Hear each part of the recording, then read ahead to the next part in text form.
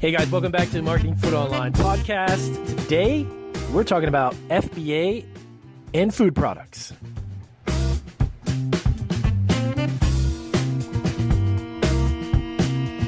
All right, guys, so I'm going to actually do a series of podcasts. This is going to be the first one, of course.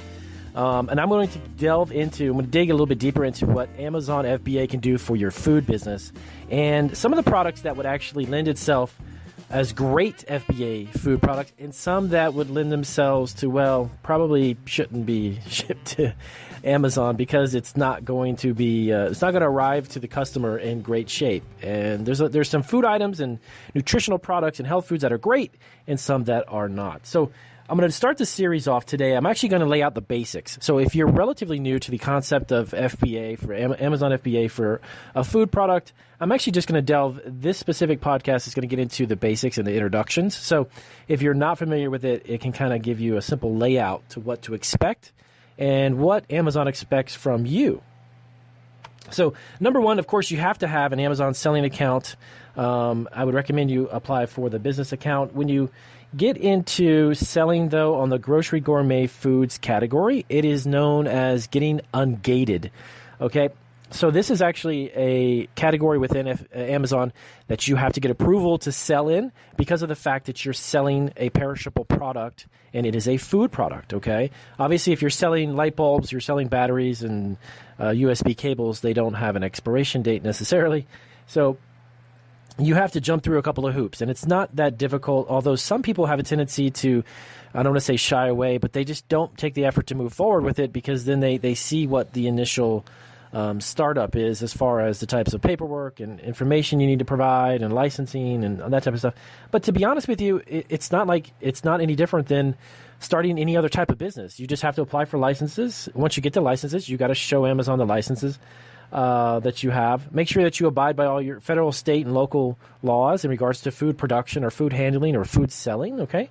And then showing that you have insurance on the company itself. And again, this is just some basic information that you potentially need to show Amazon. And, of course, invoices showing, the purchase of ingredients or the products that you're getting. They just want to make sure that you're a legitimate business and that you're, not selling candy out of your second bedroom in your house or something. So this doesn't apply, of course, to food cottage law. Of course, you can't operate this type of business through that method. But if you have a commercially licensed facility, or if you are a food establishment and you've got a food sales establishment license, that's different, okay? So some of the seller requirements. So, of course, as a seller on Amazon's end, you got to have an order defect rate less than 1% of your total amount of orders. A pre-fulfillment cancellation rate, which is the cancellation of orders before they are actually fulfilled, has to be less than 2.5%, and then a late shipment rate of less than 4%. And to be honest with you, if you guys are starting out, just stay on top of your orders, ship them out when you're supposed to ship them out, handle the customers, and just take care of the customers. And you're not going to have to even think about that as far as the requirement, because you're going to be on top of your game and getting orders out. Okay, so now this is where it gets, this is more interesting. This is why I did the podcast for today. So the product requirements. So food must be properly prepared. It has to be sealed, labeled, and packaged, of course. It can't be open, obviously.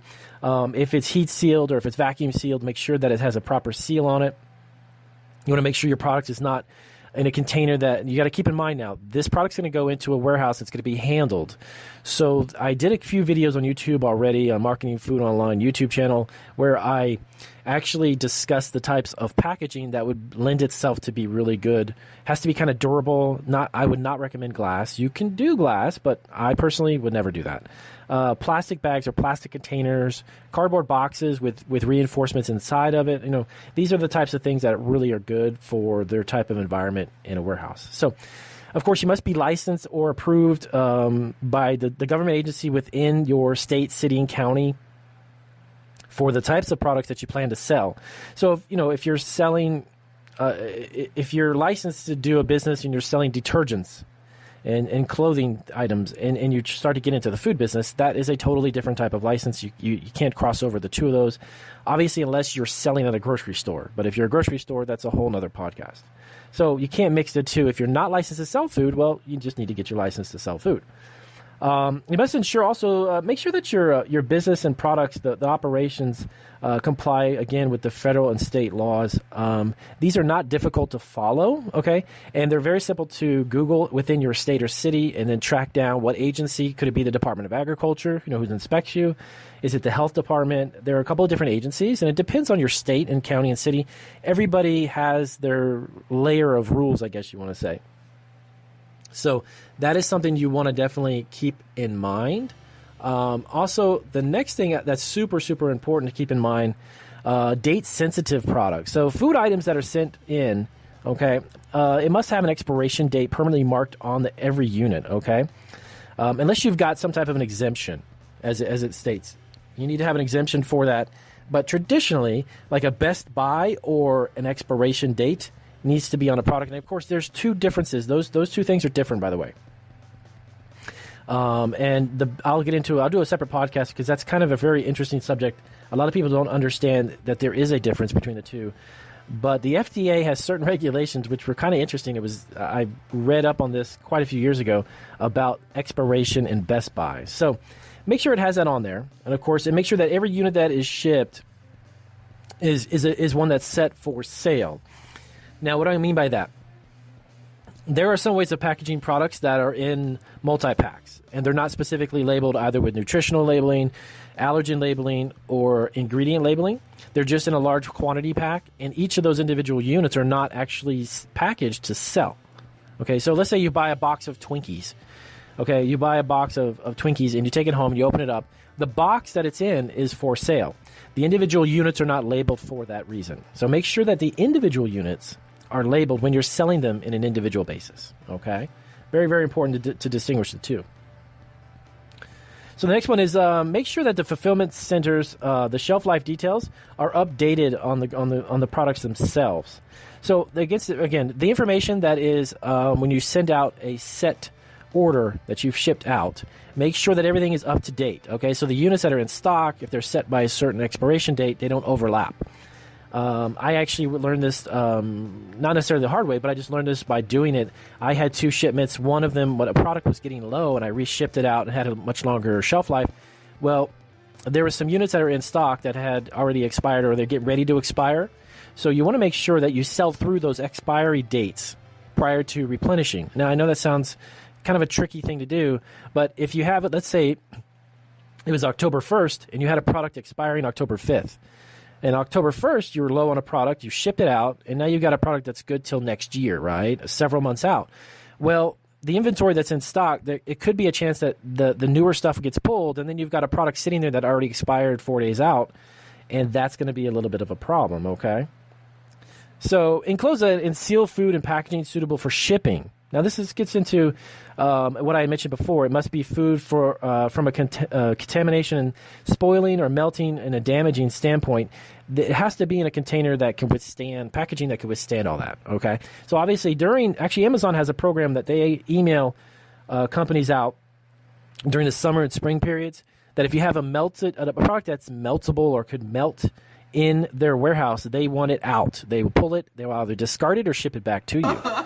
So do keep that in mind. So I did a few videos, YouTube videos as well about that there are some products that are perfect year-round and some that are just seasonally could be potentially a problem.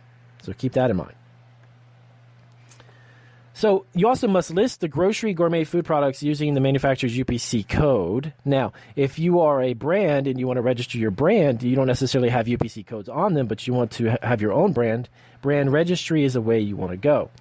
And the whole process for that actually is another podcast. I won't delve too much in there right now, but brand registry is what it's called, and it would benefit you if you're making your own product. Now, one other last thing, and again, this isn't the final thing. I just want to encompass a few basics, and then we'll move on to some other podcasts, and I'll explain it in much detail. I could sit here for 4 days and talk to you about what are the requirements for the food products, but I don't want you to fall asleep. So, labeling in English. Labeling in English, making sure that all the products that you have, of course, have English text, English fonts. That is one of their requirements, and it has to have that on there.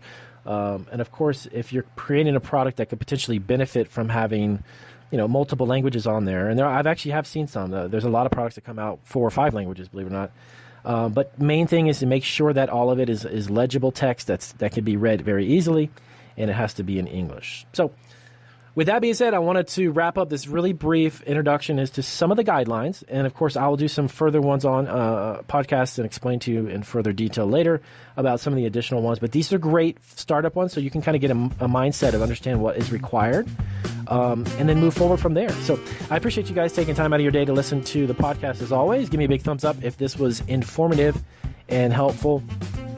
And as always, thank you guys for subscribing to my YouTube channel. And if you guys need any further information or if you need assistance from me, I have a lot of different types of consulting products available too. If you need help to move forward, I'm always there to help. And if you have any questions about this particular podcast, let me know. You can always email me too at marketingfoodonline@yahoo.com, and check us out on our website at marketingfoodonline.com. So until next time, guys, I appreciate it. Take care.